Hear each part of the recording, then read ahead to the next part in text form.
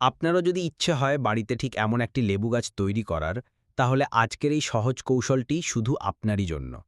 প্রথমে আপনাকে ভালো জাতের একটি লেবু গাছ থেকে একটি সুস্থ ও সতেজ ডাল বেছে নিতে হবে। এরপর একটি পরিষ্কার ছুরি দিয়ে ডালটির ওপর থেকে প্রায় 1 থেকে 2 ইঞ্চি পরিমাণ বাকল গোল করে ছেঁচে নিন। এবার একটি পেঁয়াজ নিয়ে তার রস কাটা জায়গাটিতে ভালো করে লাগিয়ে দিন।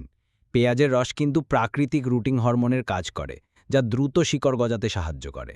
এখন একটি কালো পলিথিন দিয়ে কাটা অংশটি ভালো করে মুড়ে দিন। কালো রং আলো শুষে নেয়, ফলে অন্ধকারের মধ্যে শিকড় খুব তাড়াতাড়ি বাড়ে। এবার এর ভেতরে সামান্য জল দিয়ে দিন।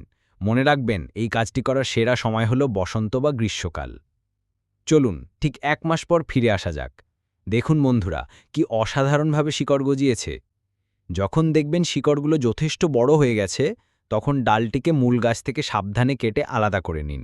এরপর নতুন এই চারাটিকে একটি টবে লাগিয়ে দিন এবং টবটি মাটি দিয়ে ভালো করে ভরে দিন। সবশেষে নতুন গাছটিতে ভালোভাবে জল দিয়ে দিন। ব্যাস, এভাবেই আপনি বাড়িতে খুব সহজে তৈরি করে ফেলতে পারেন আপনার নিজের লেবুর চারা।